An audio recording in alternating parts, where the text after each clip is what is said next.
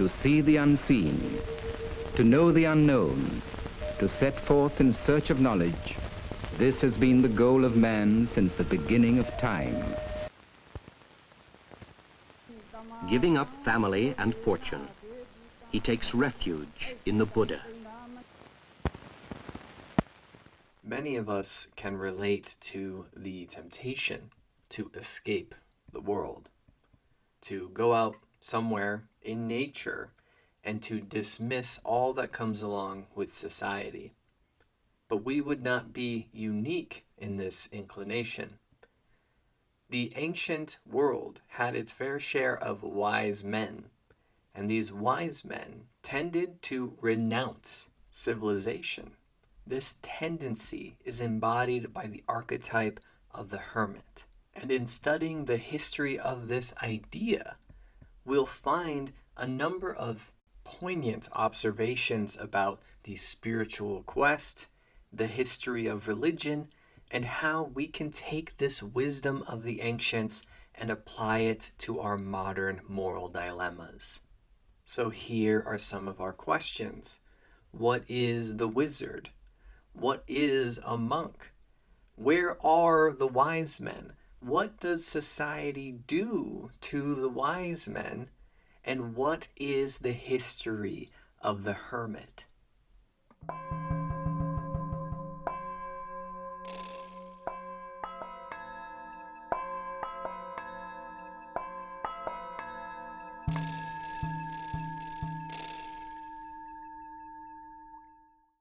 Archetypally speaking, the hermit represents solitude and self-determination, this spiritual maturation that becomes of us, one who has put in the honest work and discipline to bring about a wisdom, to bring about an enlightenment, a vision of the world that supersedes the mundane understandings. In mentioning the hermit, one's mind might first go to this early movement in Christianity. However, we can find this religiously in Taoism, in Sikhism, in Hinduism, and Buddhism. So this is most notably archetypal. It is not distinct to a spiritual tradition. But I have just noted the major religions. In truth, this idea goes way back to the animistic and shamanistic in two different forms. The wise man, or the one that goes off on their own to distill the knowledge of the world into wisdom, is the shaman, the elder, the guiding voice of a people. It should be noted that this role isn't necessarily engendered either. Certain tribes would have exclusively women as shamans, some other tribes would have exclusively men, and some would share the mantle between both. The role of women in this tends to be grab-bagged by the term crone or witch, and that got dragged through the mud so substantially that now the only positive verbiage in relation to this subject tends to be relegated for men. If I say witch, there are certain associations, and if I say wizard, then there are very different associations. But if you are a follower of the course, then you know that the role of women's wisdom in the ancient past has been honored here substantially. With that being said, and regardless, in this ancient animistic past, we had rites of passage. There are two important things to mention about this rite of passage.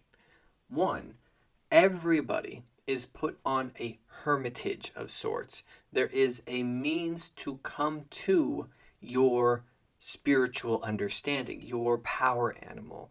This quest that you are put on is a dedicated time to further your spiritual maturation or your self-awareness or your awareness of the greater world. In this way, everybody, or next to everybody, depending on the culture, would benefit from the hermitage. And then on the other hand, this hermitage would inform the culture as to who ought be the shaman or who ought be trained for that later, more secluded role. This is to say that each and every culture, in its own ways, in its own idiosyncrasies, acknowledged the importance of finding yourself, finding your place in this world, and seeking wisdom for the benefit of all people. However, when it comes to the more academic or traditional understanding of this subject, the role of the hermit begins in Hinduism. It begins in India. And in truth, there is no way to trace when this began exactly. Because we're asking then, when does asceticism begin? When does yoga begin? These spiritual practices would give us an indication as to when the first hermits left, so to speak. And in that, we could say around the 6th century BCE, we could say around 1000 BCE, but nonetheless, it's tied to this change in relating to spirituality within India, as opposed to looking outward to give sacrifices or to placate certain deities through ritual. We are instead changing it to look inward. This is an inversion of the world. Instead of serving the village, you serve the wild. Instead of serving marriage and seeking that sort of love, you seek celibacy. Instead of seeking productivity for the economy, you seek to renounce that and remove yourself from it. In addition, you renounce stability. You embrace the transience of life, the transience of seasons, the transience of where you are. Life becomes much more like a dream. Where you'll end up is unknown to you. All of this in the aspiration to achieve an inner wisdom, as opposed to seeking those external glamours of the world. But this practice isn't for everybody. This is purely for the highest class of people. If you were a merchant, if you were a farmer, this would not be culturally afforded to you. If you were a Brahmin, then you were encouraged a life of the priesthood. But as opposed to that life, or after you're done serving that life, you had a cultural modality that allowed you hermitage. This partially explains the story of Siddhartha Buddha. As a prince, Siddhartha would have had more of a cultural backing, more of a cultural right to forego society, to undertake the ascetic journey. And of course, his works would go on to inspire Buddhism. Anyhow, this cultural trope of the hermit was not uniform. This was a free rein for those that were of the appropriate gender and for those that were of appropriate class. They would go about this in many ways.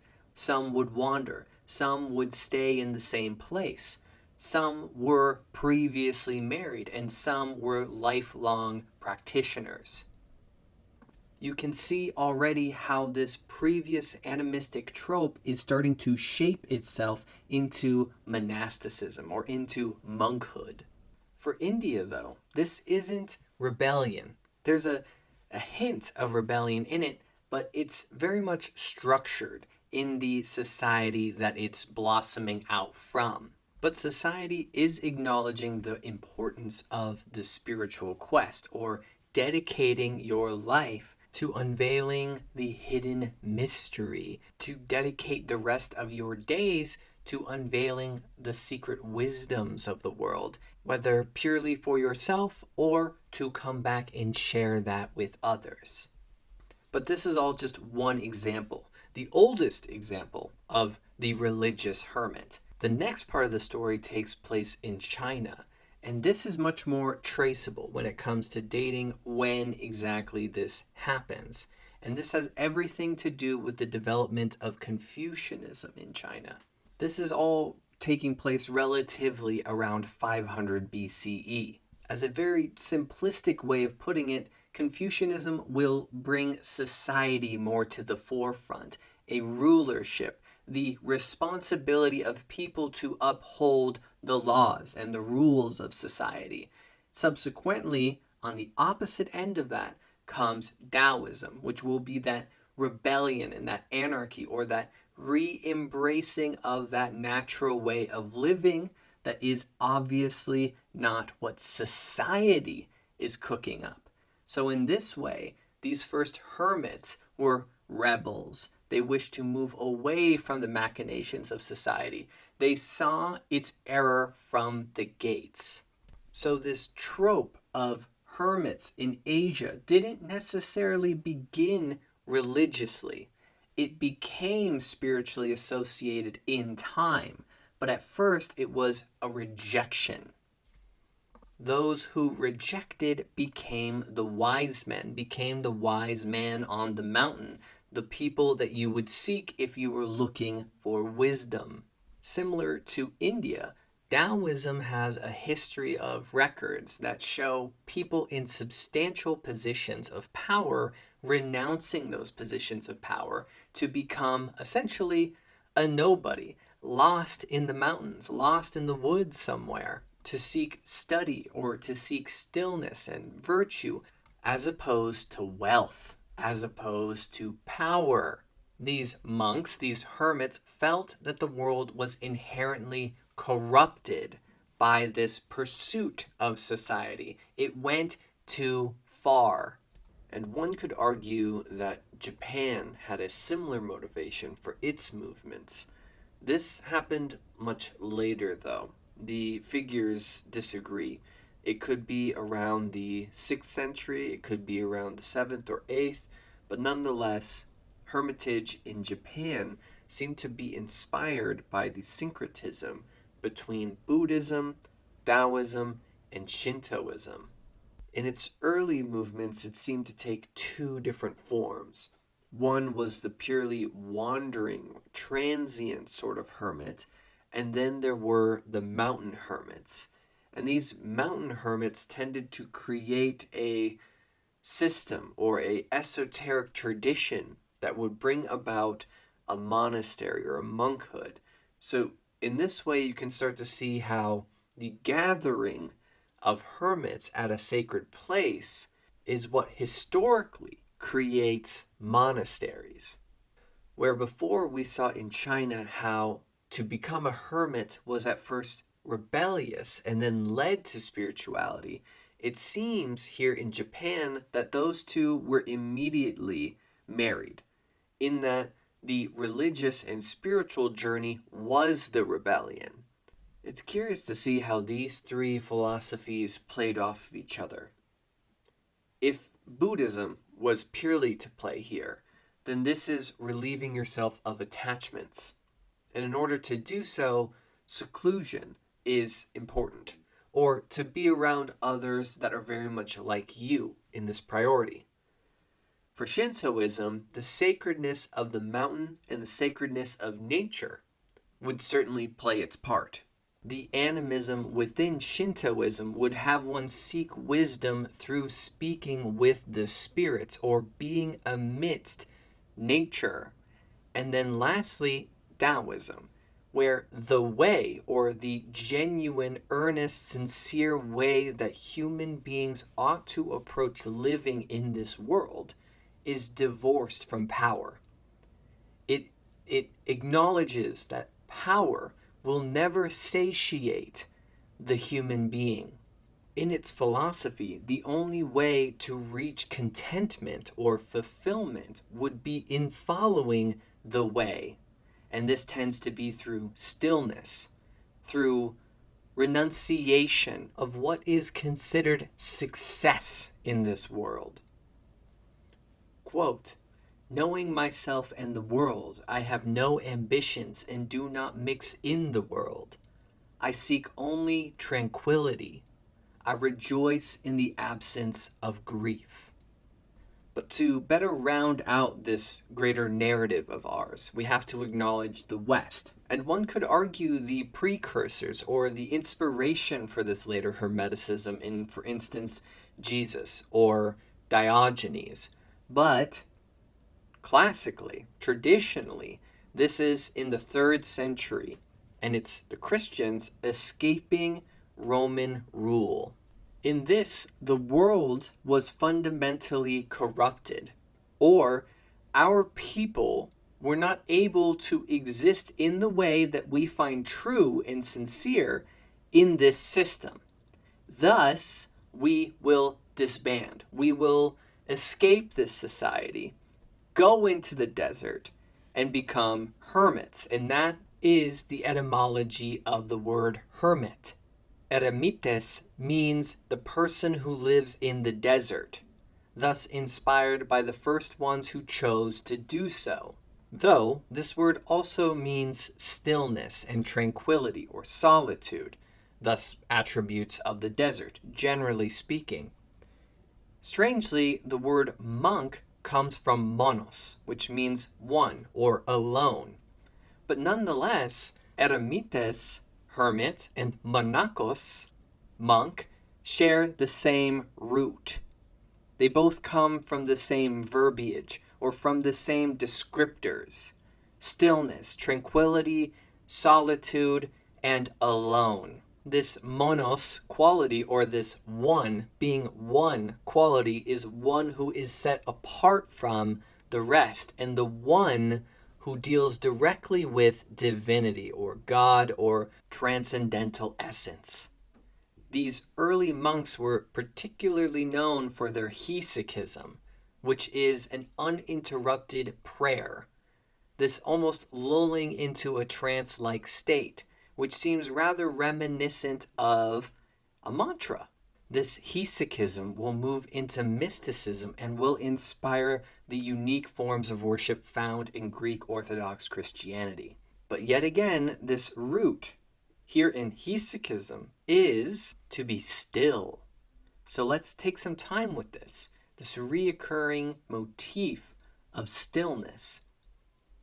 If we're Taoist, if we're a hermit in the Hindu tradition, regardless of all of these different geographies, there is this similar vein of stillness, renunciation, and stillness.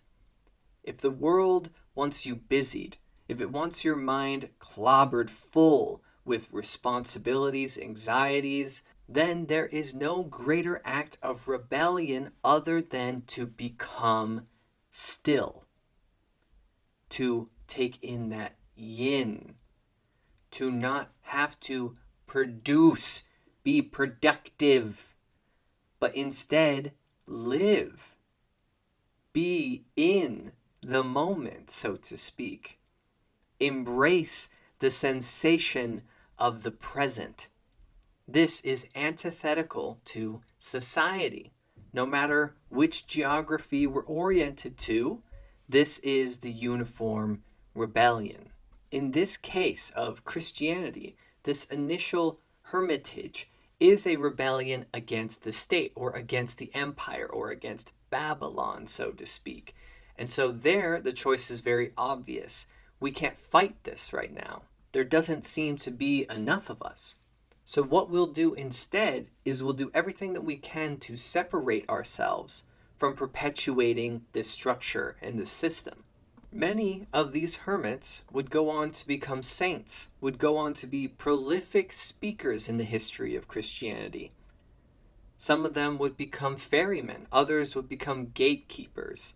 As Christianity rose in power, it embraced this act of hermitage as a very feasible means toward salvation. For a good long while, the works of the hermit were viewed as more important than what was done by the community. In a world that is much more spiritually inclined, the one who is dedicatedly praying on behalf of all people is doing the Lord's work, is benefiting everybody in ways that they can't even perceive. And this is by no means unique to Christianity. These monasteries act as satellites or vessels of those dedicated to keeping up reality or keeping up the status quo of the world, keeping up the spirits of all peoples. To see the wise man on the mountain performing a ritual for the whole town, only these sorts of people would dedicate in that fashion. Most individuals that would call themselves religious are much more selfish than that, interestingly. So the history of the hermit in Christianity lasts roughly around 1,000 years, because by the time the Middle Ages come about, there are a number of thieves, vagabonds, muddying the waters of those who would otherwise be considered saintly. So the church moves to bring all the hermits in, to no longer encourage this as an act of salvation. But now you must be reined in and go to the monastery. You must become a monk. And really, the only difference is whether you're doing this thing with other people or whether you're going at it alone. And such is observed across the religious board here. This is also true as it's developed in the East. You find monasteries with a number of monks, not individual hermits. This seems to have dissipated. So in this way, these religions have officially lost the rite of passage motif that came from animism and shamanism. This no longer includes self-individuation. This no longer includes that individual greater enlightenment that seems only to come from solitude, from aloneness. The hermits as an institution was overall done away with in the religious world, with some notable exceptions, of course, most notably in Hinduism. So society then no longer offers this release valve, this means to dismiss or cultural acceptance of this individuated spiritual journey.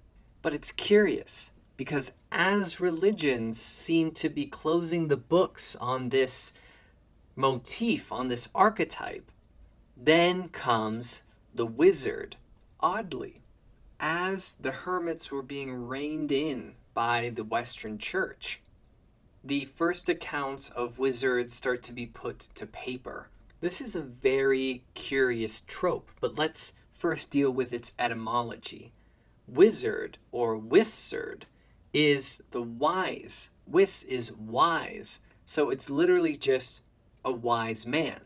But distinctly, there seems to be a more, yet again, rebellious attitude to the wizard, in the sense that here he doesn't fit in to any set dogma.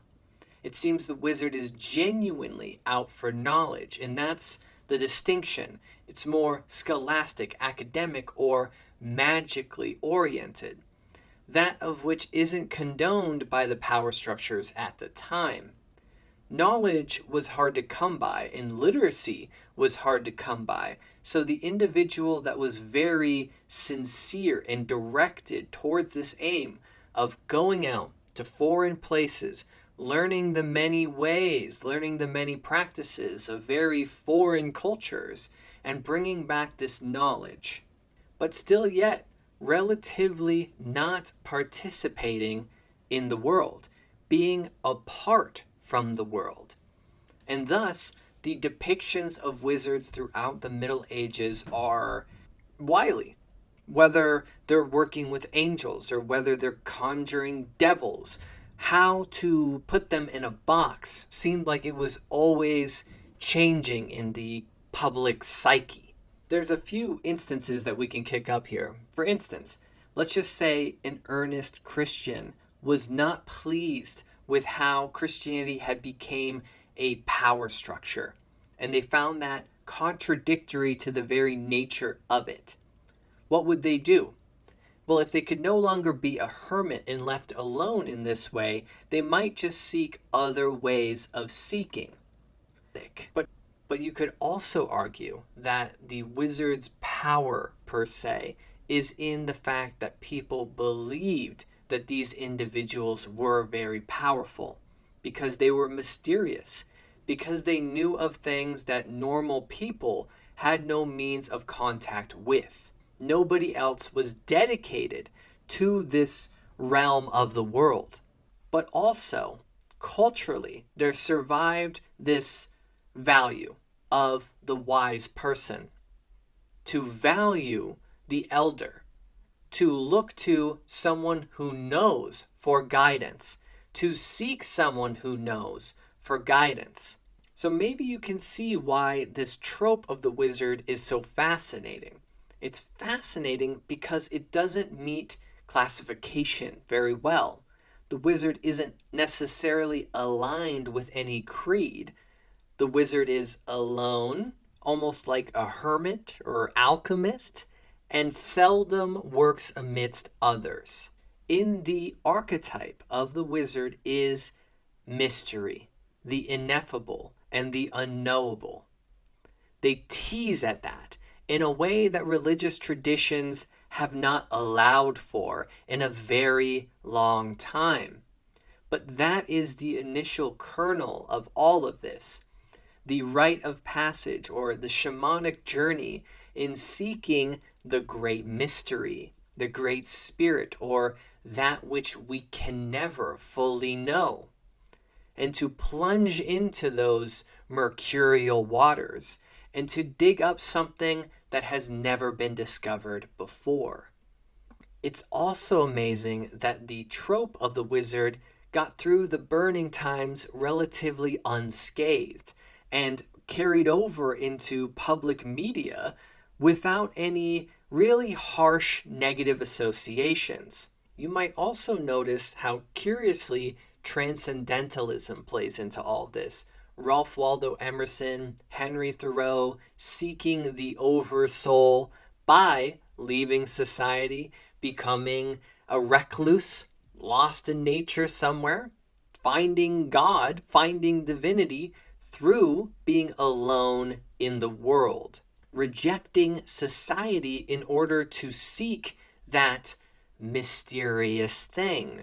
By modern standards, it would seem to imply that we figured it all out and that this seeking is done, that the wonder is no longer worth seeking, that it's all been done.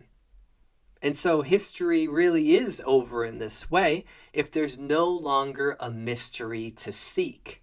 We're in a curious time in this regard as well because so many people are involuntarily becoming isolated, hermitized, disenfranchised. What was monastic orders in the past are now gaining numbers of individuals that have nowhere else to go. They are being pushed out of society more forcibly, economically, whether they are left completely alone and without contact of anybody in the world other than through the internet, or whether they are just plainly disbanding and they're not posting it on social media. When we are pushed to this isolation, it brings a dark night of the soul. No hermit in all of this session here did this kind of move voluntarily. in a genuine way. They did it out of necessity. They were forced to, or in their mind, there was no other option. And this wasn't something where it's going to be relieving. This is something that is going to be taxing. And I'm going to put myself to the fire of isolation, of loneliness, of reining in myself, of making a withstanding commitment to seek the wonder, to look for new answers that are not provided by convention and tradition. After all, to find yourself, you must be by yourself. To know thyself, you need to be in your own company. To achieve stillness allows for this company to speak. But we should take notice here. We no longer have a cultural space for the elder, for the wise man. We don't prize this archetype any longer. We don't prize this function in our own lives any longer. We prize the opposite of stillness, in effect. By our perception, knowledge became a commodity, and thus its value lessened. And wisdom was next to forgotten. So in that, you might ask, where then are the wise men? Where then are these elders of actual accomplished wisdom? And in truth, I think it's pertinent to point out that even historically speaking, we don't know where they've ever been. They aren't necessarily the types to make themselves known. The only ones that we've known about are the ones who have made themselves known. And so, how many nameless people have contributed to our past in such substantial ways that we will never be able to perceive it? And in the same way, in the modern day, how many nameless, wise people, hermits, are there that are holding up the candle of this hope, of this wonder, of this seeking? But the record shows that to become like this is in itself a rebellion from society. Whether it's a small clan of people and an individual knows that they must go on their own way to find this out, or whether there is an oppressive government in the ancient past or in the modern that would not allow for this seeking. Nonetheless, you go out and do it. You find your own way. You go into the desert, the woods, or you carve your space in a cave somewhere. This is an earnest part of the history of humanity. This is a function that we perform amidst this society. In this archetype, we have to acknowledge the power of abstaining, of stepping away from a situation, of reaching towards stillness, accepting solitude. This is not something that you will to do. You aren't jumping for joy to undergo this sort of experience, but you know it needs to be done. It's a looming feeling. Renouncing entertainments, renouncing connections with people that you sincerely care about, renouncing success, and choosing instead to walk down that barren road, to be made raw in the eyes of the world, to make mistakes, to fumble and to be emotionally ripped open, to look at yourself and feel those things that you otherwise never allowed yourself to feel. And in this graceless approach, you achieve wisdom. And that wisdom, those secrets paid for by your suffering, by your sacrifice, is what makes the candle, is what makes the torch they're holding, is wonder in this world. To wander brings wonder, and to have wonder brings fascination, hope for tomorrow, a promise of a future beyond all this darkness. This world needs to wonder again.